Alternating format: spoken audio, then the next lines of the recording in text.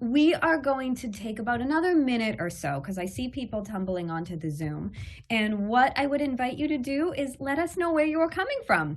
Please put in the chat, and I will Harrison, our AmeriCorps fellow, will read it off, and we'll hear a little bit about where folks are joining us from, because it is not just from Winchester, Massachusetts, or from Somerville, where myself and at least one other participant is joining from. So where are y'all from?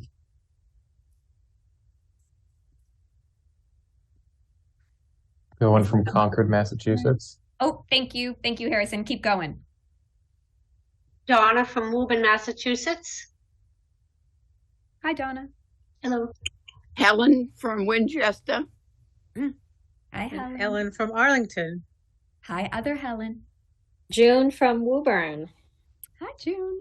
Hello. This is Brian Randall, excuse me. I'm Methuen, Mass, and I'm a student at Salem State. Hi, Brian. Brent Stoneham. We also have Billy from Ottawa and Linda from Reading. Okay, so we got a Canadian contingent on this call, which is nice. Paul, the engineer from Concord, Massachusetts. Hi, Paul, engineer from Concord, Massachusetts. Okay, we'll give folks, I promise now, we'll stop. I always stop at the 4th of the hour. So let's give folks one more minute to get on, and then I promise we will jump right into this.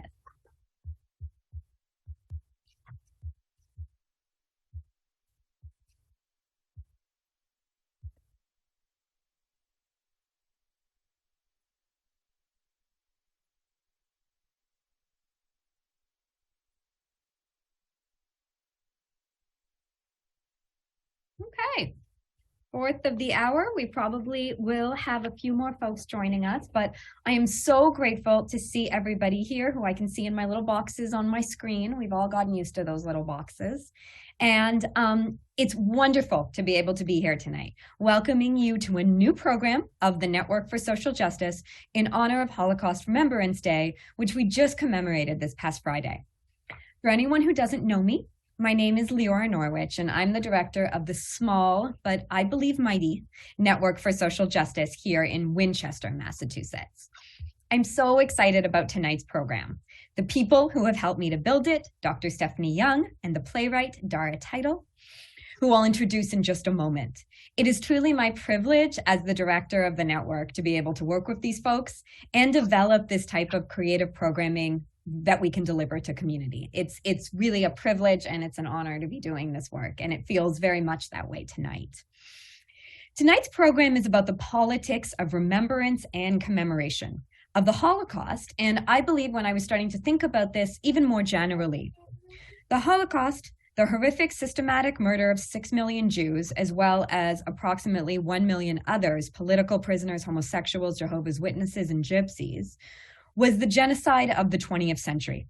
And it has a long history of commemoration, as well as its evolution and how it looks in different places. This past Friday, we commemorated Holocaust Remembrance Day, or International Day in memory of the victims of the Holocaust, which we commemorated on the 27th this year. This commemorative date is chosen because it was the date of the liberation of the Auschwitz concentration camp. It was designated by the UN Assembly in November 2005. The aim of the International Day is to remember those massacred and educate future generations to avoid its horrors, never again. This is one take on commemoration of the Holocaust, and it's an important one, and it's, I believe, the one that we're basing today's program on in a lot of ways, because we're thinking about education for future generations. The Holocaust in Israel, right after the war, was a source of shame. People viewed the Holocaust and those who perished in it as having gone from lambs to the slaughter. Survivors hid their histories immediately following the war, and the Eichmann trial in early 1960s actually changed that around and sort of changed the way people were looking at it. Holocaust commemoration in Israel is called, probably as many of you know, Yom HaShoah. The actual name is Yom HaZikaron LeShoah U'Gevurah, Memorial Day for the Holocaust and overcoming heroism. The day recognizes those perished and those who survived. Commemoration on this day is intimately tied with acts of heroism and revolt, which took place in the Holocaust, within the Warsaw Ghetto specifically featured as the core of this day. The first commemoration was already in 1951, and after the Eichmann trial, they added L'Gvura, okay, the overcoming of heroism. They added that second part. The impetus was to recognize the survivors of the day, as well as what they had undergone and how they had survived. Yom HaShoah happens in April or May every year in Israel to coincide with the Warsaw Ghetto Uprising, which itself coincided with the holiday of Passover at the time. And it is 8 days before Israeli Independence Day, which itself is seen as a national act of resistance or the uplifting of the state. It's launched every year at Yad Vashem, the Holocaust Memorial in Israel, which in an outdoor area actually called Warsaw Ghetto Square. So we've got two very different takes on two commemorations of the Holocaust, but very different takes on maybe what we're looking at or what kind of fits into those containers or those boxes. So in honor of tonight's program, which is looking at the educational piece for future generations, the International Holocaust Memorial Day, it is my absolute pleasure to introduce two amazing people. And I'm so happy to have them with us. First, Professor Stephanie Young of the English Department and Research Associate for the SSU Center of Holocaust and Genocide Studies since 2008 at Salem State. She is a PhD in Salem University. Salem University or Salem State?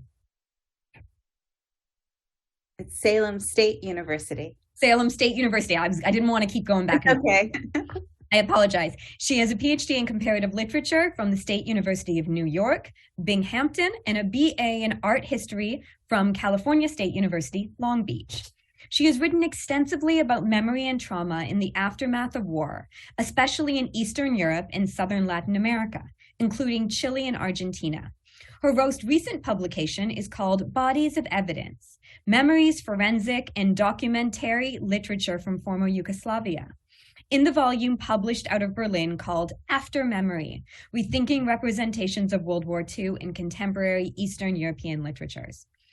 Her work in progress is a collection of essays about the forensic imagination and how traumatic material culture is used to create visual narratives that shape memory politics in post-conflict former Yugoslavia.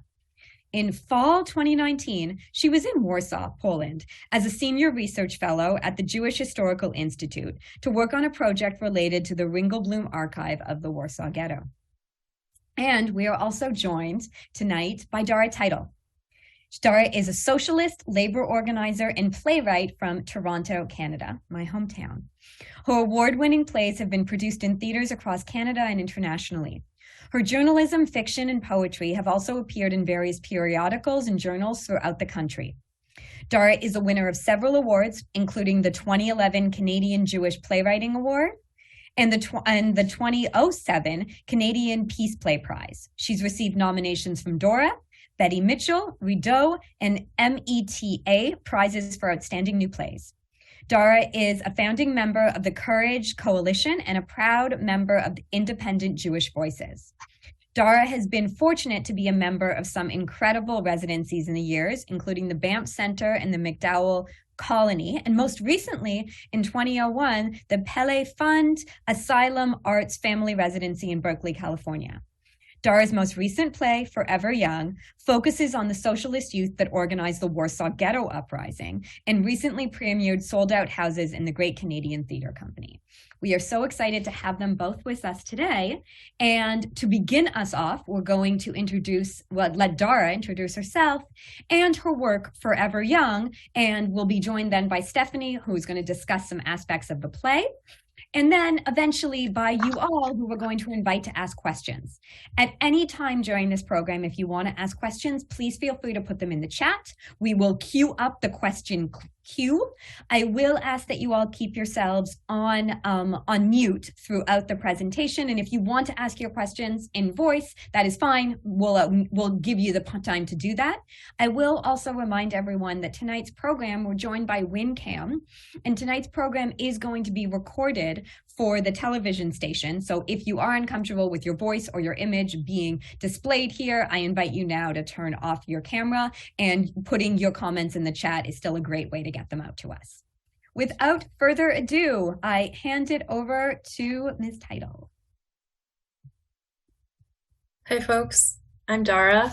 It's a real pleasure to be here, and I'm a little sidestepped right now because I surprise one of the actors from the recent production of Forever Young is actually here on Zoom, and so I was going to be reading a little bit to you folks and be doing this kind of multiple personality disorder performance of like doing two voices at the same time. However, because Billy Nell is here right now, Billy, maybe come off, show your face. They're waving right now, and they actually just closed a couple months ago the show, and they played Joshua, one of the characters. So I was just typing with them while you were talking, Leora, and they're willing to read a bit with me. So is that okay with you? That would be wonderful. Thank you so much. I'm going to add a spotlight so you both can go back and forth for everyone. Okay, that'll be sweet. All right, so Forever Young. I think the best way to do this is just to jump into the play, and then we can talk about any themes or questions or ideas that emerge from it. It's a play that I wrote. I started writing it probably in 2020 while I was in California. And it was my pandemic play, and it focuses on the very young, astonishingly young socialists that galvanized the Warsaw Ghetto Uprising. And the Warsaw Ghetto Uprising is a massive inspiration to, I think, all Jews in general, because it's this harrowing story that's held up as this time when we fought back against our oppressors. And although we, of course, didn't win, we did win something huge with that ghetto uprising. And so it's really part of, and it becomes part of the story of Jews in the Holocaust in general. But it also has this other aspect to it where Jews who consider themselves socialists or activists look to the Warsaw Ghetto Uprising as also a kind of a hereditary source of inspiration, because we know that it was created by, it was galvanized and organized by different kinds of socialists that existed in Europe prior to the war. So my play is very contemporary in the way that it speaks, in the way that it sounds, in the way that the characters address one another. It's a queer history, and it's a sexual history, and the characters are funny. It's okay to laugh at this play, and it has a very strong political message as well. The characters are 4 young people. Isidore Chaim, who is sort of like the leader of the pack in some ways. He's a male, he comes from a middle-class background, he's bisexual.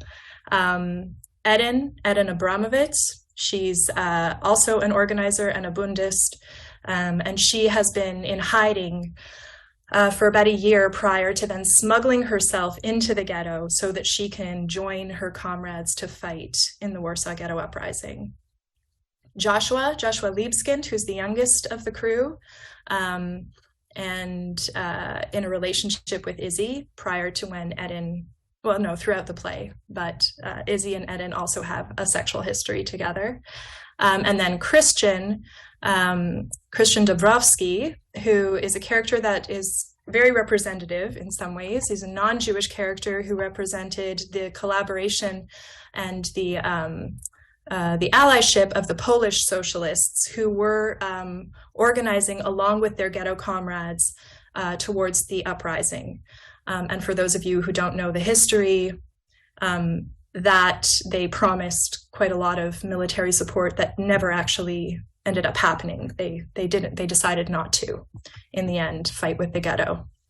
And instead, and Stephanie can probably speak far more to this in more academic detail, they chose to not fight with the Jews and instead saved their capacity for their own uprising against the Nazis, which happened the following year.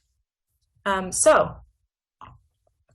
the play begins in 1942, sort of when, on the night that Eden is smuggling herself into the ghetto. I'm going to skip over the first bit of the play, but I am going to read to you as soon as I can figure out how to see my Dara, play. Billy, would you also like me to spotlight Billy? Yeah, please. Okay. Yeah, I'm going to get them to sort of do the parts that aren't Izzy in this monologue. And I am not an actor in this play, so you'll have to forgive me. I am just a writer reading her own work. Okay. So let's start with, we'll go chronologically. So there are three kinds of sort of address in the play. There's dialogue, which takes place in the historical setting in the scene. And then there's another kind of address where the actors who are, who you see sort of put on the play, come out of the drama, speak directly to the audience in order to kind of explain things about history and the Holocaust from the perspective of contemporary young people and myself. So I'll start with one of those sections because not everybody on this call, I'm sure, knows a lot about the Warsaw Ghetto, and this part just kind of explains it. It sounds like a lecture, but it is actually what was in the play. The Warsaw Ghetto was about 3 square kilometers at its height, and at its height, early in the occupation of Warsaw, it imprisoned more than 500,000 Jews who were variously being starved, arrested, shot on the street, and killed by disease. The wide part of the ghetto was pretty much from Somerset to the Queensway, so like the size of Centertown, with a little gerrymandered tail to include some of the glebe. Warsaw before 1939 was one of those exciting, thriving, multicultural cities, not unlike this one. 1/3 of the city was Jewish, which is very unlike this one. Israel is the only place where there are this many Jews per capita today. There were all kinds of Jews: religious, secular, rich, poor, socialist, communist, liberal, capitalist, Zionist, and anti-Zionist. And within those categories, there was huge diversity. There were 10 kinds of Orthodox Jews, and some were Zionists, and some weren't, and 4 kinds of socialists, and some were secular, and some weren't, and some followed Trotsky, and some didn't. The ghetto was an open-air prison. Trapped inside the ghetto, the Jews didn't become one people. Instead, all of their social divisions redoubled. People mistrusted one another and fought and kvetched. And above them all, acting as a puppet government under the occupation and enslavement, was the Jewish Council, the Judenrat. And they were instrumental in assisting the SS and establishing the Jewish police, who helped manage the genocide. The question of whether the Judenrat could have disobeyed is a matter of great controversy. The last scene happened in September 1942. Over the next 7 weeks, the first massive wave of deportations swept the ghetto, and about 200,000 of the 500,000 people were either killed in the streets of the ghetto or taken by train to Treblinka. After these events, the ghetto returned to a relative state of calm, which was nevertheless very fucking bad. It can be hard to imagine the situation of the Warsaw Ghetto, but the difficulty is lessened by the fact that many similar ghettos exist today. Open-air prisons for people who are considered undesirable or inconvenient to the local ruling class. Certain refugee camps are useful to hold in mind if one considers even the impact of how the German occupiers cut off basic supplies and building materials to the inhabitants of the ghetto. Part of what made things very fucking bad was not being able to get enough food or medicine or heat buildings or repair roofs. And then we launch straight into the thing and something falls on Eden's head because her roof has not been repaired. Okay, I'm going to skip ahead just a little bit. All the young people have now gathered together to have a multilateral meeting between the Bund, the Polish Socialist Party, and Hashomer Hatzair, which is a Zionist youth movement. And they have to decide together to work together in order to address their own survival, essentially. They can't let all of their previously deeply held ideological and social, divisions stop them from forming a coalition. And it'll explain why inside of this. Billy, you're going to help on this part, yeah? Yep. Awesome. Okay. Good. So we have 45 minutes to end the decades-long dispute between the Bund, the Polish Socialist Party, and the Zionists. Hashomer Hatzair. If we don't accomplish this task, well, there is no if. If we have no choice. There were all these fucking ifs 6 months ago, and then Treblinka happened. So we need to take an oath today, an oath to fight to the death with or without the Altakuckers, but would it be easier with them? Yes. Let's go. Representing what's left of the Bund, we have myself, Comrade Isidor Chaim, and Comrade Eden Abramovitz. Representing the Zionists, we have Comrade Joshua Liebskind. Hashomer Hatzair. Zionist is not an insult, Izzy. Don't worry, Joshi. I'm taking minutes. His idiocy won't be recorded. That was Eden. Fine, the Hashomer Hatzair, who are proud principled Zionists, even if Zionism is a national colonial project that is doomed to fail, is represented by the ever fastidious and reliably humorless Joshua. We also welcome Comrade Christian Dabrowski to the wrong side of the wall, who represents the youth flank of the hopefully still on our side Polish Socialist Party. Now, Christian. Eden, let the record show that I am here organizing with the Ghetto often and do not require a special welcome. Me too. So noted. Comrade Chaim is being rude. First item on the agenda will be the passage of the following motion, which I took the liberty of drafting myself. Whereas we now possess hard evidence that the Nazis plan to deport us all to Treblinka until we are all annihilated.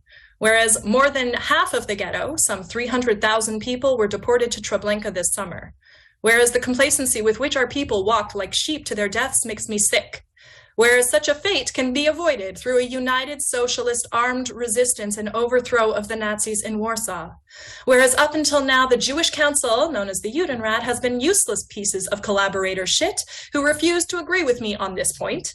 Whereas they have finally accepted an invitation to meet and discuss the future of armed resistance against the annihilation of us all. Whereas we need the self-important and morally ambiguous Altakuckers of the Jewish leadership to have any hope in hell in organizing a successful military action. Whereas we have a way better chance of getting them to join our coalition if we, the leaders of the youth flanks of the socialist and communist left movements throughout the Ghetto and Warsaw at large, who already agree with this strategy, could get over ourselves and form a coalition before they come to this meeting. Whereas I agree that I myself am an ass and very much a part of the reasons that our petulant organizations refuse to work together. Whereas Eden has sworn to murder me in my sleep if I don't get over myself. Whereas they will be here in about 30 minutes. Be it resolved that we end the ideological strife and personal broigus that keeps us from becoming one large happy family united in our desire to shoot our way out from inside this 2-kilometer sized mousetrap of certain doom and form a new organizing power whose sole strategic aim is to mount a successful uprising against the Nazis.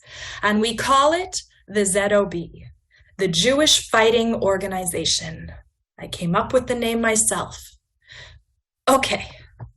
All in favor of the motion is everyone, right? Debate. 30 minutes, Joshua.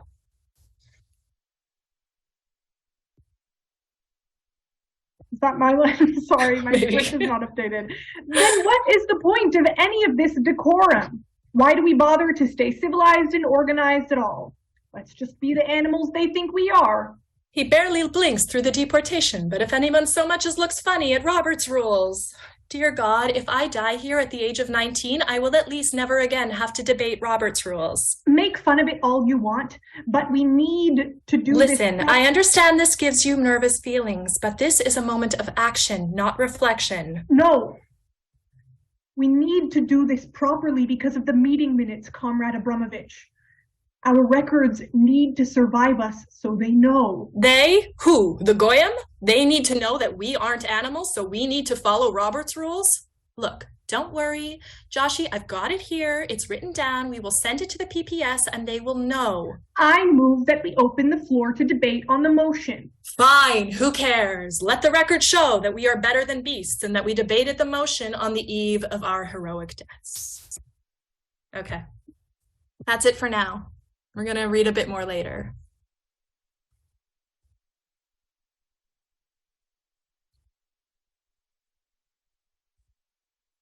So I'm unmuting.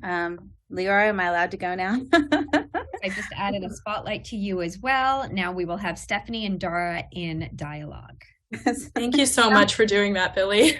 Yeah, that was great that Billy came on. So cool. So I want to thank Leora and the Network for Social Justice for inviting me to take part in this, because I got to learn about Dara's work and about your network, and it's been pretty cool immersion, like fast, but it's really great to be part of this experience, and I'm glad that you found me and asked me to come do this, because I think it's like the opening onto some new things. So Dara, first of all, I hate Robert's rules. Let's just get that out of the way. I'm so happy. I'll be so happy when I never have to hear that again. But unfortunately, I hear that too much in my work. But let's get to the more serious and interesting topics. First of all, you talked a little bit about the title. So this is the basics. What about the influences on you as a playwright? Influences maybe from family, friends, writers, movies. Like when you're writing something like this, and I'm not a playwright, so, who do you look to for inspiration? Oh, damn. Well, I think, for this play, for myself and my entire career as a writer, that's too big a question really to ask. But for this play specifically, and this is the second Holocaust play that I've ever written, and I think that I have a lot of children's Holocaust literature to thank, and Carol Mattis, a Canadian children's author who sort of began my interest at a very, very young age in Holocaust fiction. I then went on, before I was mature enough to really understand what I was reading, to read a lot of adult Holocaust fiction. I read Primo Levi, I read Elie Wiesel, and all of those people genuinely influenced me as a human being. Primo Levi especially, still speaks so strongly to my heart. And then, for this play, I was actually really quite influenced by Michael Chabon, who wrote The Yiddish Policemen's Union, because in that novel, he imagines through his sort of contemporary English-speaking Anglophone writer self what Yiddish sounds like when written in English. And so the cadence of that was just so beautiful to me, because it's a language that I grew up listening to all my life, but don't speak. And so hearing the Yiddish in English, so to speak, was a huge influence on the dialogue, and I was constantly haranguing my actors to Yiddishkeit themselves up a little bit more. And I see that. I also see all those literary influences. I mean, It's not like it's packed, it's not like you're naming names throughout, but I see that, the deep literary influence. At least things I have to give a lot of credit actually to two Canadian playwrights, Guillermo Verdecchia and Daniel Brooks, who wrote a play in the 90s called the Noam Chomsky Lectures, in which they themselves address the audience very directly in order to sort of take down American imperialism and capitalism in the context of what happened, what Canada's role is. It's a Canadian play, what Canada's role is in sort of the destruction of Latin America throughout the 80s and 90s. And that style, I read that as a young teenager, and I have always admired and loved it. And there is definitely some of that voice in that direct address part, the funny direct address part to the audience. Yeah, because when I was reading your play, I actually thought about Griselda Gambaro, who wrote Totally. And I was thinking, because it's one of my favorite plays from Argentina about the dictatorship, and I was thinking, this has a feeling of Griselda Gambaro's work for me. And I was like, well, maybe I'm reaching, but that's how I was feeling when I was reading it. And Guillermo was a child of that conflict. Exactly. So it's totally in the same Yeah, ballpark. it's really connected. So I could see, you know, as a teacher, I can always think, oh, how can I teach this play? What would this go with? And I was like, wow, I mean, this is cool with a lot of Latin American stuff that I teach about dictatorship and disaster.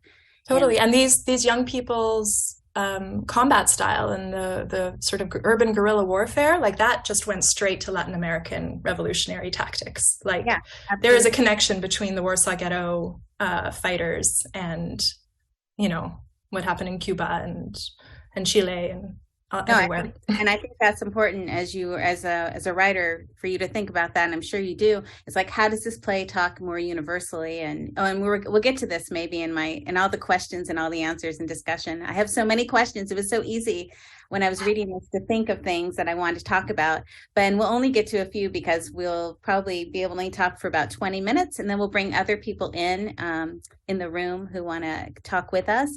So let me just get to kind of a longish beginning question. This one is about Holocaust revisionism and revision, right? This idea that you and I were talking about a little bit this weekend.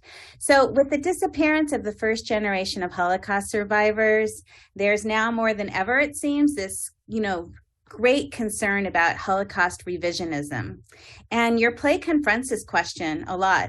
But I said I wanted to put kind of a hyphen in the word and call what you're doing is revisioning, right? Instead of and make it more of a positive sound than a negative sound, so that some people might read your play and question your inclusion of characters that are pretty radical, that aren't seen in other plays or films about the Holocaust and the Warsaw Ghetto in particular. Like I'm talking about, when I read it, okay, it's their age, really, their ages, their politics, and especially their intimate sexual relationships, the homoeroticism, sexual language we see among the protagonists, like Izzy and Aiden and Joshua, right? In particular, well, Christians, they're all involved in it. So to what extent do you think your play might expand the way we conceptualize the Holocaust and the Warsaw Uprising and kind of vision it without making, without negative connotations? Like, what are you adding to the discussion by doing this in your play?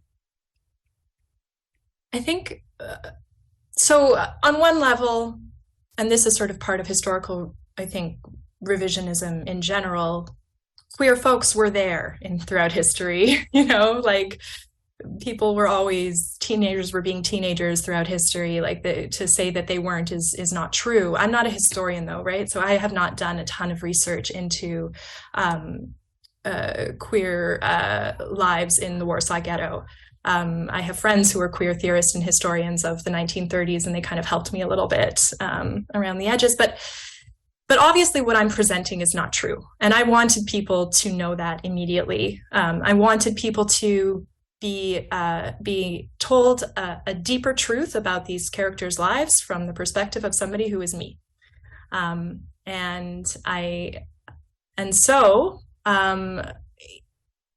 I don't even try at any point to make them sound like a period piece. I try and keep facts plausible. And I try and composite history as it was, so that the greater truths are there. But the purpose of the play is not just to draw inspiration, but it's also to talk about Judaism today and politics today and activism today and the Jewish community. And it's sort of the whole play is kind of partially me just having this giant nervous breakdown about my own Jewish identity and my own identity as a socialist and all of these things, which I think resonate for a lot of people of my generation and younger. And also their youth, right? This is the part of the story that never gets told. I actually just recently went to a Holocaust lecture on the Warsaw Ghetto Uprising, and they at no point mentioned the fact that these guys were all radical socialists and communists. They never mentioned that their camaraderie or their tactics, and they spoke about it as if it was just sort of an average military occurrence, and it wasn't. For those people. And I find that that part of it that gets written out of most of the mainstream narratives around the Warsaw Ghetto, I find it offensive, really, because I guess it's not inclusive of the narrative that certain people want to tell about Jewish history. And also the fact that they were so young. you know, like they really were. And so if you're going to write these people, writing them as if they were like 35 in the voices of people who were 35-year-old army leaders is not truthful. It just can't be in my imagination when I try and take them into myself and try and imagine how they speak. They're going to be stupid, and they're going to be overly confident, and they're going to be totally brazen, and they're going to hurt each other in their, as every group of teenager has, you know, romances and love triangles and various forms of destroying each other's lives, you know, and they're going to make those kinds of stupid mistakes because they were like 18 years old. Right. I mean, it's interesting because, yeah, there's a bit of idiocy between them, right? And a bit of, you know, a slapstick almost, and like how they're talking to each other, and it's very teenage, but then very serious, but then they're trying to emulate what they think is serious at some points. And then things do get really serious at other points, right? There's these different layers. And then, you know, it's about, I mean, this idea of diversity, people who are like dealing with diversity and also having an identity crisis, as teenagers do, right? And when you're a teenager, you're dealing with so many different things about growing up and trying to figure out what you want to be and who you are and what you will be in the future. And then also, I like it because it breaks out of this formulaic Holocaust stories that we see so much. And there are wonderful stories about the Holocaust out there. Of course, we know amazing storytelling, but then there's also some formulaic stuff that you feel like stories just keep repeating the same, you know, kind of characterizations, and you want something different, but there are a lot of audience members out there, people who want a certain story, or they expect a certain story. When they go see a movie on the Holocaust, or they read a book about with a testimony, they expect it to sound a certain way or to look a certain way. And if it doesn't fit that, then there's a kind of like, is this really, you know, right? You know, how this is being done. So I'm sure you've thought a lot about that. Yeah, there's a huge amount of pressure to memorialize the Holocaust through fiction and art correctly. But the question of what is correct, I think, is really salient, right? Because Jews, like I say in the beginning of the play, are not a homogenous people, and the people who can learn from the stories of the Holocaust are not always Jews. and the whole, I mean, bringing people into these stories is a responsibility that I struggle with hugely, because I know that the minute you put on a Holocaust story, it's going to be looked at as a historical text, and it's not. It's a piece of art, and it's a piece of subjective art. So I even feel the need inside of the play to bring the characters out of the action in order to address them in direct form, to be like, hey, this is just us. This is our opinion. This is our perspective. This is something we learned. Don't you also find it interesting, you know? Right. As opposed to trying to be like, what you're witnessing now is how it happened. Right. But the truth is that we don't know how it happened because we weren't there. And that is something that we really need to also take responsibility for. So that even the most, and we can probably talk about this later at the end when we sort of, I think you have a question for me about like primo levi and witnessing, but you know, memory is always false on some level. Even the memory of living through the Holocaust is false, and the perspective of an individual inside of the Holocaust is only that one human being's perspective.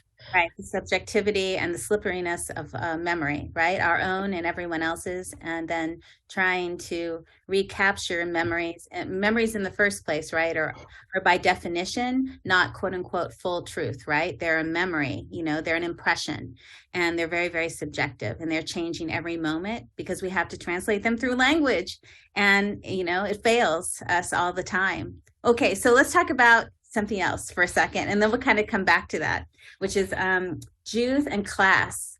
So this, you know, this is something that's really huge in your play, and I just don't want us to skip over it. But, you know, early in the play, the character Izzy gives a short speech about he is or used to be kind of quote unquote rich. You called him middle class in your introduction, but I think he says rich in the play. I can't remember, or he says something to that extent, and how he hates the rich Jews, more or less. He comments how they complain about everything, then they step over starving people in the streets, more or less, right? In the ghetto, you know, people with bloated bellies, I think you said. So why are you so interested in pointing out class differences among the Jews in the ghetto? Why is that something that's so important to you? I mean, I know we have many ideas why it's important, but for you personally. Because it's part of, it was so, these people who begat the Warsaw Ghetto Uprising didn't come from nowhere. They came from a long, strong, and powerful history of socialist Jewish Europe. And these people were mired in those politics and obsessed with them. And so it's true to the characters that they would be talking constantly about class and wealth. And I think that, you know, there is a lot of contemporary debate around, you know, that pits identity politics against class politics today when we talk about the left. And I think that that division is very damaging.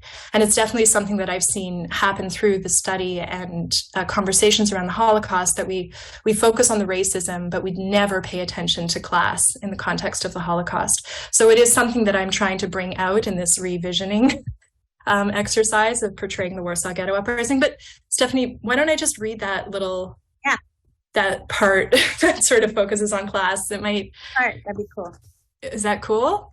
Yeah, that'd be good. Because I think it's interesting that, you know, maybe people think it's a bit taboo to talk about class among Jews. Yeah, you know, and I got in trouble. Because then it makes you know, then it gets in that whole idea of the perpetrator and the victim, and, you know, the idea of, well, are you re-victimizing the victim by then kind of like putting in these class distinctions and saying that people were doing these things to each other within the ghetto, right? So yeah, read the part. Yeah, but there's nothing to be gained by painting victims as homogenous or somehow holy or sacred. The same way there's nothing to be gained by imagining villains as being evil, because then we are never going to be able to identify those archetypes in what's coming at us. Right. You know, like with an emergence of fascism, you know, that's going on today, in all spheres of life, you know, people are not one thing or another, and people will do what they think is right in a subjective way. All right. Class difference just humanizes them more, I believe, and also universalizes the story more. You know, thinking about comparative genocide studies or something, that you are like, okay, this is found in many, many, many, you know, places in the world, these same exact problems, just with different, you know, give the people different names in different location, but you're finding the same exact issues, right? So oh, for sure. And to sort of, yeah, let me just read this little bit about rich Jews and poor Jews, which begins the second act of the play. And this is part of the direct address kind of speak of the play. It's not in character voice. Not all Jews are rich. Swelling below the relatively few affluent Jews in Poland was a tremendous and radical Jewish proletariat. Hundreds of thousands of working class people, and not just Fiddler on the Roof shtetl dwellers. They were a strong, influential bloc who were largely urbanites, unionists, and on some spectrum of the communist left. The Holocaust annihilated a whole civilization, Yiddish socialist Europe. When the Nazis invaded Poland, class divisions widened. The Jewish councils, the Judenrat, fed the Germans' demand for slave labor with lower-class Jews. The characters in this play are not just from mildly different backgrounds, they were at war. People like Felicia Chernakov would have been complicit, if not directly responsible, for killing socialists because they were socialists. Towards the end of 1942, everything changed very quickly. Nazis liquidated rich and poor alike, and the plan to exterminate all Jews, not just problematic ones, was becoming obvious. Class division had expanded because of the war, but then it rapidly contracted. Only under life or death circumstances was the ruling class willing to work with the working class to protect themselves. And there's a lesson in that for today. By winter of 1942, the ZOB were quickly gaining authority and military power inside the ghetto. There were a few hundred trained ZOB fighters, not 4. And the ZOB were supplanting the Judenrat, the Jewish police, and even the Ukrainian militias. They didn't forget the betrayals of the upper class. They were taxing their wealth or expropriating, to use the correct Marxist terminology. The money was being put towards the good of the whole, and they were spending it on weapons. These tactics of waging guerrilla urban warfare did not begin or end here. They learned from revolutions of the past, and the same tactics were passed to revolutionaries to come in Latin America, for example, who then taught them directly to the Black Panthers and the Weather Underground in the USA. A good question is, who is learning these lessons now? The instruction under the ZOB was to resist, which meant death. It was not an instruction to survive, but rather to choose your own death. Remarkably, the people were listening, and when they defied Nazi orders or were killed for it, they were heralded as heroes. But meanwhile, these formidable heroes who supplanted the police and the government simply by publishing pamphlets and newspapers, they were still just teenagers trapped in a room.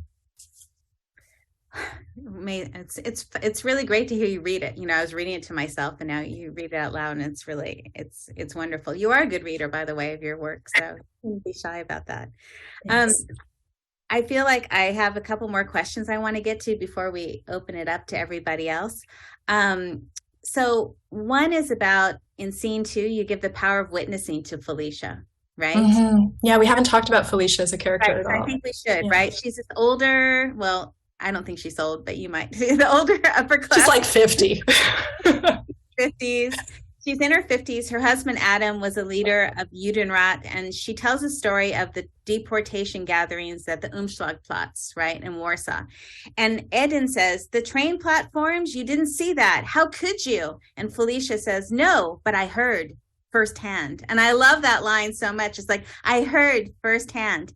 So after that, Joshua says, I moved to state for the record that we are at war with Felicia Chernikov, class war, and she is not a comrade.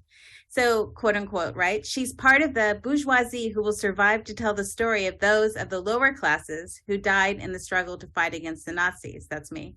Can you talk about why you chose for her to be a secondhand witness of the deportations? I thought she, what does her characterization tell us about memory and history regarding witnessing? And also about what does she have to do with the invention and erasure of narratives of the Holocaust? That's a dissertation question. Oh my goodness, yes, Stephanie, there's like 17 questions in there. But I guess about why is Felicia the witness? Why is she? Yeah, okay, all right. So, you're right in pointing out, okay, Felicia, first of all, she's a character that comes in halfway through the play, and from a dramatic standpoint, she's the foil. She's of a different generation, so she's a foil to their age. She's of a different class background, and she's of a different politic. She's a capitalist. And she's the wife of a very famous figure, Holocaust figure, Adam Chernyakov, who was the chairman of the Judenrat, this complicit body of governance over the ghetto, and collaborator, and the people who sort of created the Jewish police who took over the genocide within the ghetto. Like, the Nazis didn't go into the ghetto to liquidate people. The Jewish police and the Ukrainians did that work. And they did so with the help of the organizers who were the Judenrat. And so she represents all of that. And yet she shows up halfway through the play, at the very eve of when everybody's about to get murdered, everyone's about to get liquidated, in order to say, fuck it, you're right. We need to, we were wrong and you are right, and I'm going to organize with you. I'm going to help you as much as I can within my own power. And so she brings in all of the ideological impurity, all of the hilarious foil of her age versus their idiocy of youth, and all of her political discourse as well. So she is a very important character, and I'm very sympathetic towards her. She's much closer to my age than the characters are. And she's a Jewish mother, and she's trying to survive as well. And she really pokes holes in a lot of their certainties. And so this is important to me because I'm not a complete ideologue. If I was just writing this play for ideological purposes, I wouldn't write a play. I would, make a speech or write some journalism or wage a campaign. I do art because I like the gray zones. I like the argument. I like a play of argument and compassion for all my characters. But then getting to the second part of your question, you are absolutely right and really astute to point out that I make Felicia the witness for a lot of the atrocities that happen outside of that room, because she has that sort of privileged knowledge as the wife of who she is. But at the same time, throughout the play, I'm problematizing witnessing.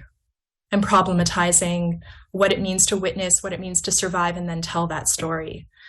And I think I really struggled with that concept of like, and it was one that I sort of came to on my own, where I was like, well, if money helps you survive a genocide, as it always would, of course it does. It just helps people survive, period, right? And so the people who have the better shot at surviving something awful are ones who came from a different class backgrounds. And then they replicate the stories from their perspectives after. Then it makes sense to some extent that some of these stories were completely erased and that we don't talk about Yiddish socialist Europe because it was murdered. It was to such a huge degree destroyed. And those organizations were destroyed, and they didn't live on in the same way after the war as they had existed before the war. And yet they were such a huge part of society prior to the war, and such a powerful part of society prior to the war. And so it is sort of problematic. And I throw that out there kind of like at the mercy of the court, because in no way am I saying that wealthy people were not victims. They were murdered because they were Jews. And of course, that's not at all what I'm trying to say. I'm not trying to create class war. I'm trying to say that these people at that time were at class war, and that's not talked about. Yeah, I mean, I think Felicia, and maybe it's my bias too because of age, but she's very, very believable character to me. And, she's very dynamic and she's very human, right? And she shows the fallibility of, being human. And also she's very thoughtful at the same time, right? So she's a very complex character, and I just was glad to see her in the play. I really feel like she's a foil, but then she's plays many different roles. And Yeah. And I thought that was really, really interesting that you included her character in there. People, if you feel like anyone feels like asking a question, type it into the chat. We're just going to keep talking for a few more minutes. And if you want to speak, just type in the chat, hey, I want to talk, and let us know. We'll just, I've got a few more questions for Dara if no one else is typing anything into the chat yet. So one thing is the setting. I think it's really important. And I'm going back to Griselda Gambaro again. I'm sorry, but the Argentine who sets one of my favorite plays. She sets it in this kind of huge house where, kind of where people are being guided through the house, and they're seeing things behind doors. And your play, you say the setting is in a dilapidated remains of an old theater, once vaudeville, then movie, then cabaret, now abandoned. So can you talk about your choice to put the action in this kind of space? Space is so important in theater, right? And we are talking about theater here. So I think this is something we need to talk about. And I'm kind of interested in how this is related to layers of history and time, and anything else you want to add. Is like, I've got a lot of, me, I've got like 10 questions in one question, but just kind of, your choice of setting. Yeah, it's a few things. I think I came to it very intuitively because I thought it would be easy to produce. Just that you just basically strip down the inside of your black box stage and you put in some theater stuff from that you have hanging out backstage, and that's your set. But also because the characters come in and they set up the stage as themselves and then they step off the stage, I wanted sort of the play within a play within a play kind of convention. So to have that kind of proscenium arch within the proscenium, within the frame, within the frame, within the frame. And that also comments in sort of like a glorious metaphorical way on the fact that we are sort of, very intentionally and in a Brechtian way, if anybody knows sort of the Brecht, the theater lingo of Brecht, drawing the audience's attention to the conventions of the stage and the artifice of putting on a play without trying to hide it all from them. And then also, like what you're saying about the layers of history, I wanted people to understand by setting it in sort of a cabaret movie, like that Warsaw was a cosmopolitan place, that Warsaw was happening. Warsaw was like an amazing city before the war, and that they had, culture and movies and sex and drugs and all of these licentious things that would have happened inside of these spaces. That's just true, right?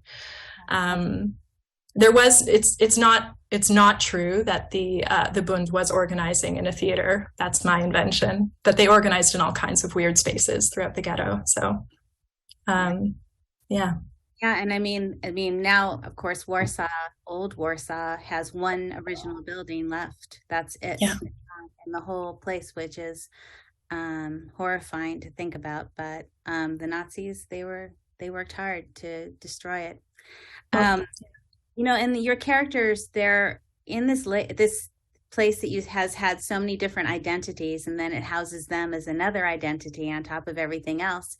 And as they're being housed, or in a sense, they're in a cage within a cage within a cage. I mean, that's also very prevalent. And this comes to this idea of a lot of these things that were happening, of course, were underground, literally underground or clandestine or hidden, people trying to resist, right? This idea of resistance had to be done in secret, underground, in these dark spaces, in this idea, okay? And at the end of your play, you have all the characters are putting all of their documents, their memories in these milk jugs to be buried beneath the city, which I don't know if you say beneath the city, but I know that, which I infer is a reference to the Ringelblum archive. And the protagonist, Izzy, dies, I guess, but comes back to life, right? Kind of comes back to life and says, I'm not going to finish this death scene. We can't. I don't want to. There's an impossibility in performing this kind of fiction. All poetry after Auschwitz is barbaric, and art can't express the reality of the industrialization of murder. I'm just going to keep going a little more. I hate reading your play too, because you're such a good reader, but in the epilogue you write, you refer to the notes of Marek Edelman and to Primo Levi's attestation that only the dead are the true witnesses. You say that despite the many volumes that have been written over the decades about the uprising, we don't know what happened in the rooms portrayed in this play. We make assumptions and we take creative license, which is always colored by our politics and bias. So can you talk about any of those aspects I thought the final scenes were very interesting. I didn't know that was going to happen at the end, that they were going to, evoke the Ringelblum, or this idea of burying, collecting memory, collecting their papers, so that was interesting to see that at the end. So at the end of the play, what do you think your responsibility is to the past, I think, by saying this, by doing this? How are you connected to those characters? Yeah, I mean, so I'm aware of the fact that throughout the last act of the play, I mean, Izzy is dying. The uprising is about to happen. It gets very dark, it gets very intense, and it gets very fast. And I kind of compress time. And one of the things that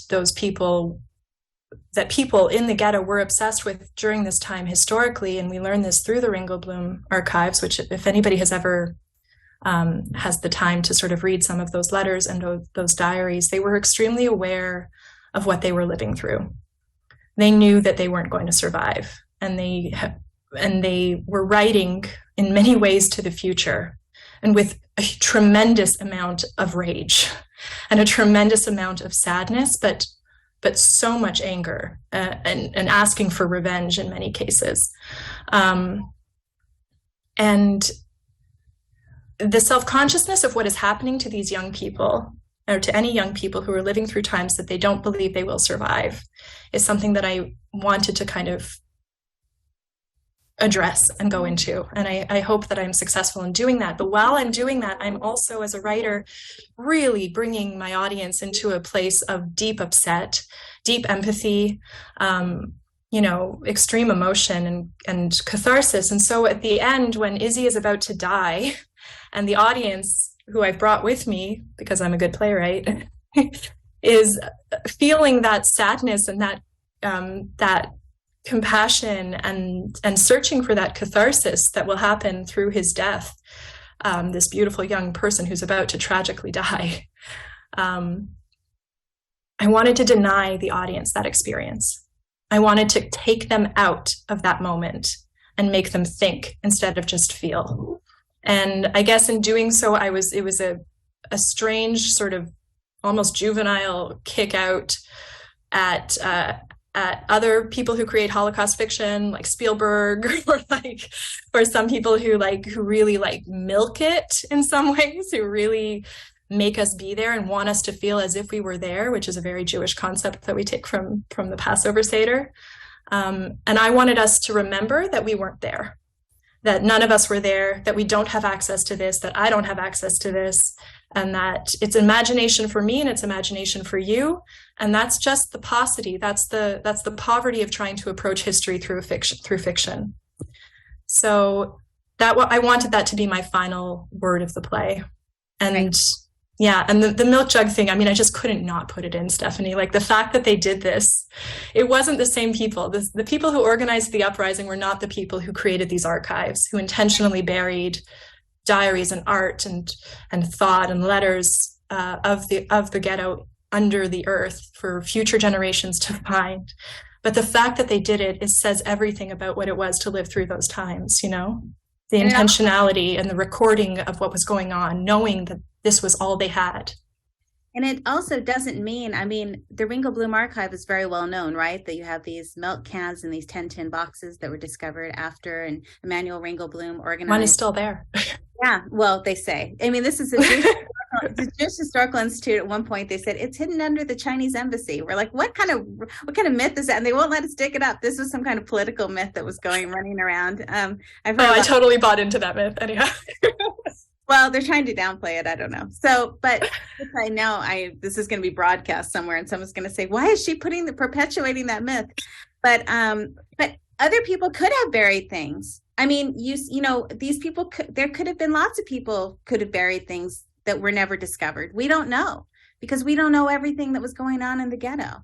So it's something that the Ringelblum is the famous one, and we know about it, and it was discovered. Now there's a movie about it and everything, but I'm saying we don't really know. Young people could have been burying things. People could have been burying memories. I mean, people are still burying. My family in Eastern Europe was still burying money in their backyard 5 years ago. And I don't know if it's, you know, things are happening like this. Yeah.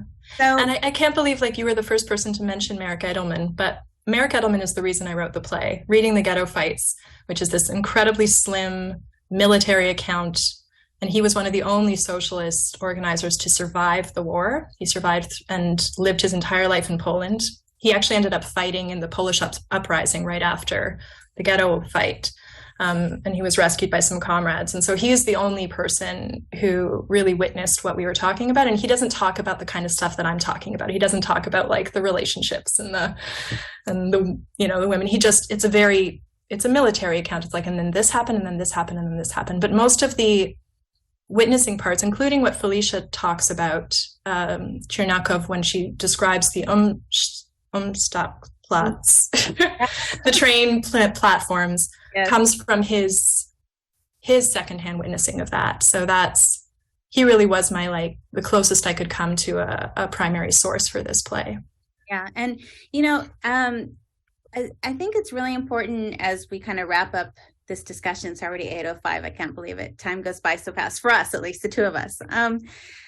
You know, I find that as a professor of genocide studies and teaching the Holocaust, that as each generation, as we move further and further away from World War II, from the Holocaust, from these first generation narratives into the 1.5 generation, right? Children of the Holocaust, second generation, third generation, wherever we are now, that you know, there's a tension, right? To come back to the beginning, there's a tension about preserving authenticity, about preserving the story, about being true to those people who were murdered or tortured, and anyone who experienced this.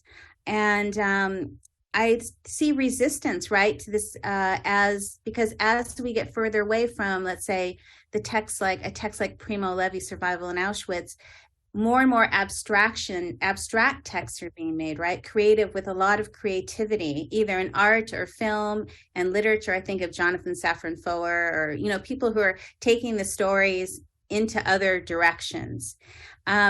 What's your take on this?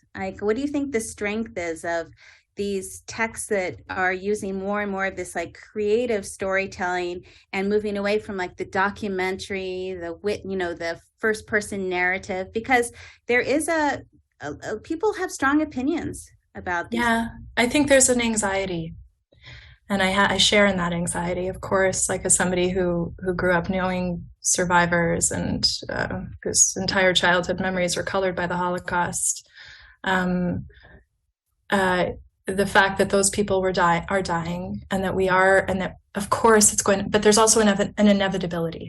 There's an inevitability that things become more abstract through generations, and that abstraction is expressed in art and discourse, that and it can't sort of remain the same. Nothing about history is static, or ever will be, and it will always be remembered to a political purpose as well. I both understand the desire to hold it and keep it true as we can, and as close to true as we possibly can.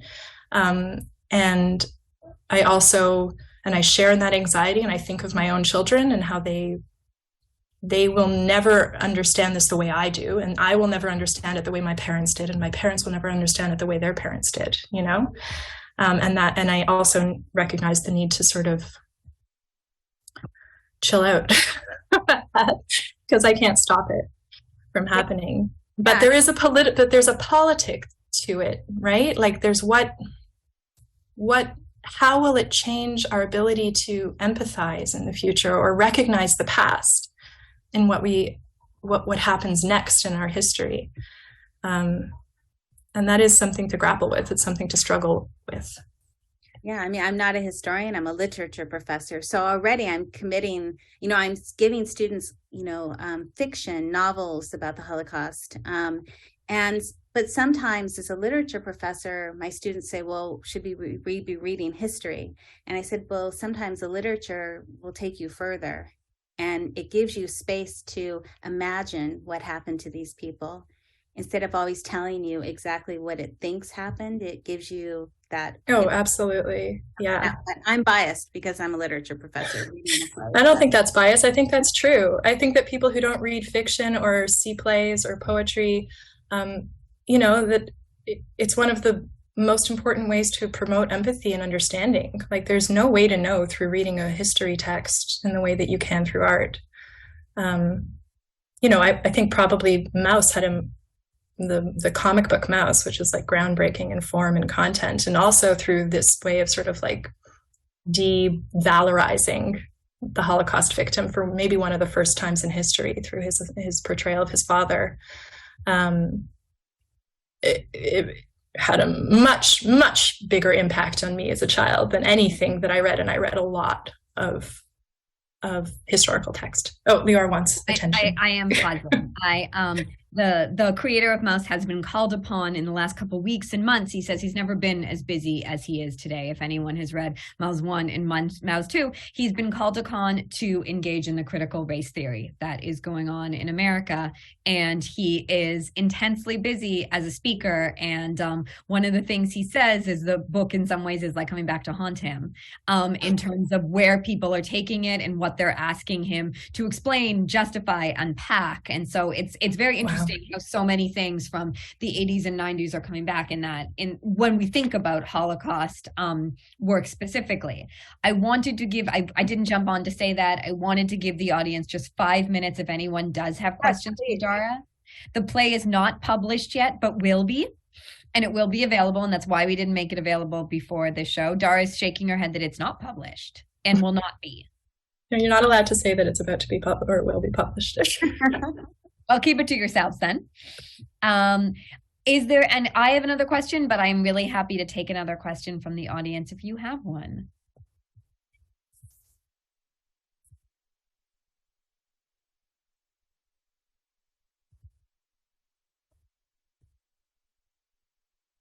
I am going to jump in with one more then to close us off.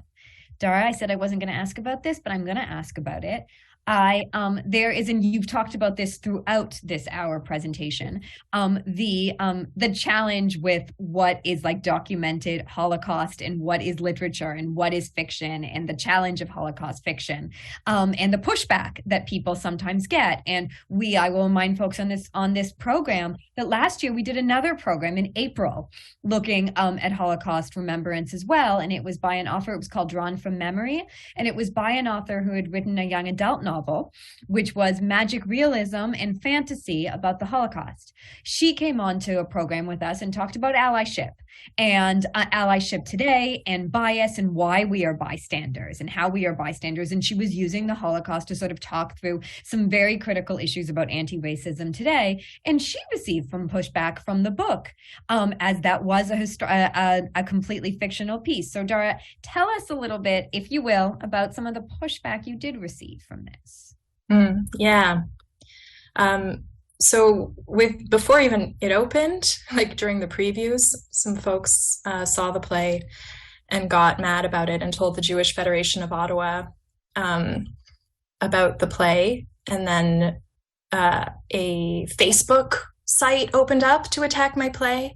And the Jewish Federation of Ottawa, which claims to represent every Jew in Ottawa, but doesn't, wrote a letter to the theater threatening the theater. The theater started to receive all kinds of hate mail, threatening all kinds of awful things, lawsuits, boycott, just a really shitty response.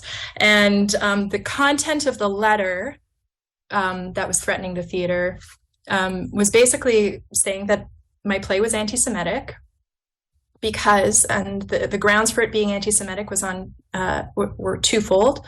The first was that I was talking about class and just having discussion of the fact of rich people was supposedly anti-Semitic because it would dredge up these, long-held horrible stereotype that all Jews are rich, which of course the play does the opposite in the sense that it shows how many Jews are not rich. And then the other part of it, of course, was the historically accurate fact that the characters, the Bundists and the characters in all of these movements, many of them were not Zionist and they debate Zionism. So the fact that you see inside of the play anti-Zionist ideology, as well as some people talking about Zionist ideology. So having anything anti-Zionist in the context of the Holocaust was apparently completely anti-Semitic. And it was very difficult to work through that. I wanted to have a big public denunciation and argument with these people, but decided not to in the interest of the play itself, not wanting to bring more controversy or stress to the theater than I had to. But I was being accused in that of using the Holocaust in order to further my own politics. I think they were probably also pissed off that my characters were queer. And in fact, of course, these characters weren't Zionists, and the class warfare was historically accurate. So really what they are doing with trying to erase these aspects of Holocaust narratives is trying to erase the Holocaust in order to further their politics. So ironic. Yeah, it was quite ironic. I just wanted to give light to that. I really think there is this challenge, and you said there's this fear, anxiety as we move away from the actual from the time of the Holocaust. And you said something really poignant, Dara. There is a question about if any plans to bring the play to Boston. Anybody know a theater in Boston? I'd love to. You can go through the Network for Social Justice if you know one. One of the things that you said, which I think was really poignant, was that you know the Holocaust differently than your sons know it, than your parents knew it. And just thinking of, as we started this program, the history of Holocaust remembrance and the politics of memory, there was also a lot of remembering and forgetting at the beginning of the Holocaust, survivors not talking at all about their experiences, and sort of feeling that had been very weaponized, or that was the wrong thing to be discussing or identifying themselves with. There's a word I'm missing. And then us moving into exploring the Holocaust, and then this rapid rush to get survivors' testimonies, and then us moving away from that as survivors are dying, and then what does it mean to engage with this material? And so I feel like it's a journey that we've been on for a long time, and one of these anxieties is just moving away from the actual event, but I don't think it's linear in terms of how we should be thinking about our relationship with it. I agree entirely. And yeah, I think, I mean, you just have to sort of check in with yourself, like what's your subjectivity in all of this? My subjectivity for this is that I wrote this with so much love for my community and so much love for my Judaism. So, but in someone else's eyes, what I was doing was anti-Semitic, and I don't think we can control things, is my point. I really try, if anyone knows me, to keep to time with these programs. And I really appreciate both of these incredible people being with us tonight. Round of applause for Stephanie Young and Dara Title, and bringing us this very different program tonight. We didn't exactly know how this was going to work or how this discussion was going to work. Dara, you have an idea of Central Square Theater, which is right around the corner from your oldest friend, who would maybe be willing to put on your play, according to Helen Raisin. We can talk about that. Happy to connect that if folks are used to it. There is a link to that will be in the chat in a minute for anyone who would be interested in supporting the Network for Social Justice. These programs take a lot of work to put on, and we really believe it's our privilege to be able to put them on for communities like this one, and we want to continue to do that for the foreseeable future. Thank you all so much for being part of this. Maybe Harrison, you can put that link in the chat. And oh, there it is. Here's the link. And just appreciate everyone being with us tonight. Feel free to reach out to me. I can put my contact information in, and I can pass anything on to any of the presenters tonight as well, if anyone is interested in asking follow-up questions as they germinate on this. Marinate on this. Ruminate. Ruminate. I think marinate would have worked. Marinate might work in a certain context. Thank you all for being with us. Really so much appreciated. Harrison put some great links in the chat as well. International Holocaust Day, we have a little handbook that we've put together with some upcoming events, some of which are virtual, which look fabulous, some resources, and also if anyone's interested in what's in the chat, I've tried to put resources as Dara talked about them and as Stephanie talked about them. Thank you all so much. Good night.